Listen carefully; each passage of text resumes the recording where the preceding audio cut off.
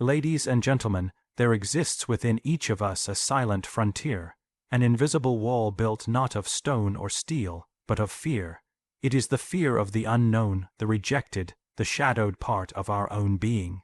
We run from it, we mask it, we even name it as something external, but let me tell you today, what you fear is not your enemy, it is your map. Let us walk together through this map and uncover the 5 truths hidden in the folds of our fears. Fear is a mirror, not a monster. It is not some external beast stalking us from the shadows, waiting to pounce. It is a reflection, often a distorted one, of the unresolved within us. When we feel fear, we are not merely reacting to something outside. We are reacting to something inside that has not yet been faced, understood, or embraced. What we fear reveals where we are wounded, where we are uncertain, where we doubt our own strength, and where we have not yet come into wholeness. Consider the fear of failure. On the surface, it appears to be about losing, about not achieving a goal or disappointing others. But if we look more deeply, we may find that it reflects a more intimate anxiety, that we are not good enough, that our value is dependent on success, that our identity is tied to performance. The fear is not about the event itself, but what we believe the event says about us. In this way, fear becomes a kind of emotional X-ray, illuminating the fractures within our self-concept, or take the fear of intimacy. It might appear as a reluctance to get close to others or to open up. But behind this avoidance is often a reflection of past pain, betrayal, or abandonment. Fear mirrors not only our traumas but also our longing, the deep desire to be seen, to be held, to be loved, and the equally deep terror that we may never receive it. In resisting the fear, we also resist the possibility of connection and healing. The mirror of fear does not lie, but it often magnifies. It shows us where we need to grow, but it does so with dramatic flare-ups, aggravating the dangers, heightening our sense of threat. That is why it feels monstrous. But when we have the courage to sit with fear, to stare into the reflection rather than flinch away, something profound happens. We begin to see not a monster, but a message. We realize that fear is not trying to punish us, it is trying to awaken us. It is not the presence of fear that defines us, but how we respond to it. If we treat it as a monster, we will forever be in battle with ourselves. But if we recognize it as a mirror, we can begin a dialogue. With our insecurities, our past, our unspoken dreams, we can begin to ask, what part of me is crying out through this fear? What truth have I been too afraid to face? What lesson does this fear carry? Only by looking into the mirror of fear can we begin to reclaim the pieces of ourselves we once rejected. And in doing so, we not only dissolve the illusion of the monster, we also recover the power that fear was guarding all along. The shadow you avoid holds your greatest power. Within each of us lies a part we do not show to the world, a part we sometimes do not even admit to ourselves. It is the collection of traits, desires, impulses, and memories that we push away, repress, or deny, because they do not fit the image we want to uphold. These disowned aspects form what is often called the shadow. And though we cast it behind us, out of the light of our conscious awareness, it does not disappear. It waits, sometimes silently, sometimes erupting in moments of anger, shame, jealousy, or fear. What is easy to forget is that the shadow is not inherently evil. It is not simply a reservoir of negative or destructive qualities. It is also the birthplace of immense creative potential, of raw authenticity, and of personal strength. Much of what we suppress isn't wicked, it's powerful. It may have been called too much, too loud, too ambitious, or too emotional by others, especially in childhood. And so, in an effort to be loved or accepted, we buried these traits. But what we buried was often the very essence of our true power. The shadow is where your courage lives, hidden beneath your fears. It's where your voice waits, muffled under years of silence. It holds your capacity for love, rage, intuition, desire, independence, all the forces that make you fully human. By avoiding the shadow, we do not become more virtuous, we simply become more divided. We cut off the parts of ourselves that do not fit into the roles we were taught to play, and in doing so, we limit our own wholeness. To confront the shadow is not an act of indulgence. It is an act of liberation. It means facing the uncomfortable truths about who we are, the mistakes we've made, the things we want, but are too afraid to claim. It requires honesty, humility, and the willingness to be vulnerable. But in this confrontation lies transformation. What was once feared becomes familiar. What was once hidden becomes integrated. And through this process, we reclaim the parts of ourselves that carry the most energy and vitality. Your anger, when understood, becomes your boundary. Your envy, when examined, reveals your deepest longing. Your shame, when brought into the light, becomes your path to self-compassion. And your ambition, once denied, becomes your drive to create and achieve. The very qualities you were taught to fear or feel guilty for are often the ones that can most powerfully serve your growth, your purpose, and your truth. Avoiding the shadow may seem like safety, but it is a slow suffocation. Embracing it, however, is the beginning of true strength, because when you stop running from your shadow, you stop running from yourself. And when all of you is welcome, all of you can come alive. That is where your greatest power lives, not in perfection, but in integration. Not in the light alone, but in the dance between light and dark. True freedom begins where control ends. Control is often mistaken for strength. We cling to it tightly, believing that if we can just manage every outcome, predict every response, and avoid every mistake, we will be safe. We try to control our emotions, our image, our relationships, and even the future. But beneath this obsessive desire for control lies fear.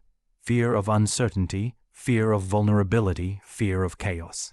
We use control as a shield, thinking it will protect us from pain, but what it often does is imprison us within walls of our own making.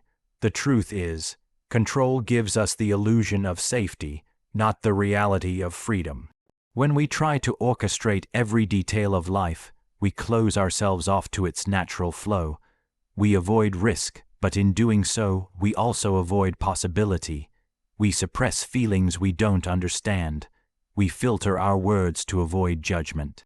We shrink from relationships that feel unpredictable, and slowly, almost imperceptibly, we lose touch with the wild, unpredictable force of life that once made us feel alive. Freedom does not come from gripping the steering wheel of life harder. It comes from loosening your grip and trusting the road. It comes from allowing space for spontaneity, for mistakes, for surprise. It is found not in resisting change but in moving with it, not in numbing discomfort, but in feeling it fully. The freedom we long for, the kind that brings peace, depth, and joy, does not emerge from a life perfectly controlled, but from a life deeply surrendered. This surrender is not weakness. It is the most courageous act a person can make.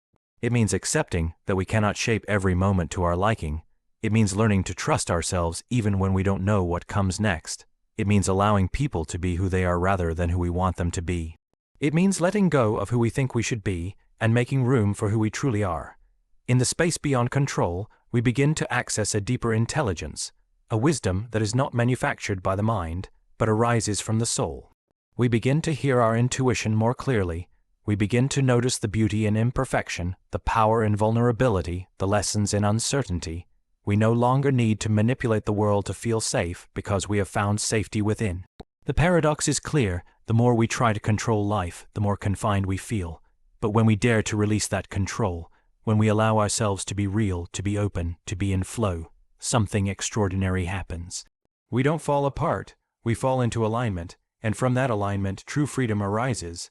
A freedom not based on circumstances, but on inner surrender, not on certainty, but on trust, not on domination, but on connection.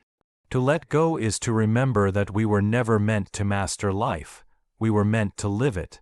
The cave you fear to enter holds the treasure you seek. This is not just poetic language. It is a profound truth about the human psyche and the journey of transformation.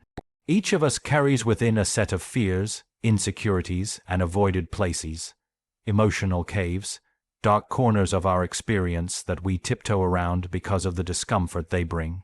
And yet, paradoxically, those very places contain the keys to our healing, our potential, and our deepest fulfillment. We avoid the cave because it is dark and unknown. It represents everything we'd rather not face: dramas from the past, truths we've suppressed, emotions we've buried, dreams we've postponed out of fear of failure or rejection.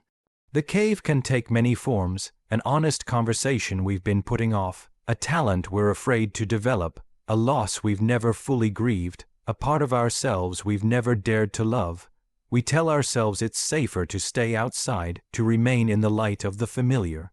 But in doing so, we remain incomplete. The treasure is not waiting somewhere else in a place that's easy or comfortable. It is hidden precisely in that dark place you're avoiding, because only by entering the cave, only by confronting what you fear, do you earn the transformation that treasure represents. That treasure could be your voice, your purpose, your self-worth, your resilience, your creativity. But it cannot be claimed through avoidance. It must be faced, felt, and walked through. Caves are not conquered by force. They are entered with humility. You don't need to slay dragons. You need to be willing to meet them, to sit with them, and to understand that they are often parts of yourself that have taken frightening shapes because they were ignored for too long. Your sadness may look like a monster until you give it your attention and realize it simply wants to be understood. Your fear may seem like a threat until you listen to what it's trying to protect. These are not enemies. They are unintegrated parts of your being waiting to be seen and loved. The longer you avoid the cave, the more power it holds over you. But the moment you step toward it, even trembling, you begin to take that power back. You learn that fear is not a stop sign. It's a signal that you are on sacred ground. You discover that discomfort is not a punishment. It's the fire through which gold is forged. The act of entering the cave is itself a declaration that you are ready to evolve. It will not be easy. Growth never is. But it will be worth it, because what you find in that cave is not just treasure in the ordinary sense. It is yourself, a self more whole, more true, more capable of love, expression, and strength than you ever imagined. And once you have walked through the darkness and claimed that part of you, no one can take it from you. You will know what it means to be truly alive, not because you were never afraid, but because you dared to walk through fear to find your light. So if there is a cave before you now, a place you are avoiding because of what you might feel or discover, go there. Enter it with courage and compassion. What waits for you inside is not your undoing. It is your becoming. Freedom is not the absence of fear, but the integration of it. Too often we are led to believe that to be free means to be fearless, that freedom is a state where doubt no longer touches us, where anxiety has been eradicated, where we move through life untouched by hesitation or inner conflict. But this is a fantasy, a misleading ideal. Fear is part of the human condition. It arises naturally as we step into the unknown, as we face change, risk loss, or approach the boundaries of what we know. To wait for fear to disappear before taking action is to wait forever. The goal is not to eliminate fear, but to understand it, work with it, and allow it to coexist with courage, curiosity, and growth. When we chase a life devoid of fear, we often fall into patterns of avoidance, denial, and control. We begin shaping our lives around what feels safe instead of what feels true. We silence our desires because they come with uncertainty. We ignore our intuition because it may lead us into unfamiliar territory. We stay in jobs, relationships, and identities that no longer serve us because change feels too frightening. In this pursuit of a free life, we build walls, not freedom. We trap ourselves in a carefully managed version of life, shrinking our possibilities to the size of our comfort zone. True freedom emerges when we stop treating fear as an enemy and begin to engage with it as a guide. To integrate fear means to acknowledge it without allowing it to control us. It means making room for its voice without letting it become the only voice we hear. It means realizing that fear, in many cases, points to something meaningful, something we care about deeply, something that might stretch us beyond who we've been into who we are meant to become. When we integrate fear, we no longer have to pretend to be fearless. We no longer have to waste energy hiding our insecurities or masking our vulnerability.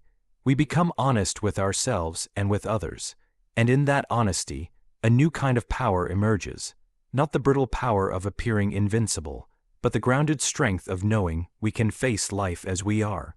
Integration brings wholeness. It allows us to be fully human, capable of fear and capable of action, capable of doubt and capable of belief, capable of trembling and still stepping forward. In this integrated state, fear becomes a companion on the journey rather than a barrier to it. We learn to listen to it without obeying it. We learn to ask, what is this fear trying to protect? Is it pointing to a place where I still need to heal, to learn, to grow? And then, instead of turning away, we move closer. We enter the conversation with our fear. We invite it to sit beside our courage, rather than overshadow it. This is where real freedom lives, not in the absence of difficulty, but in the deep inner permission to be who we are, fully and unapologetically, even while afraid. When fear is no longer something to battle or suppress, it becomes a source of wisdom, a signal of what matters most.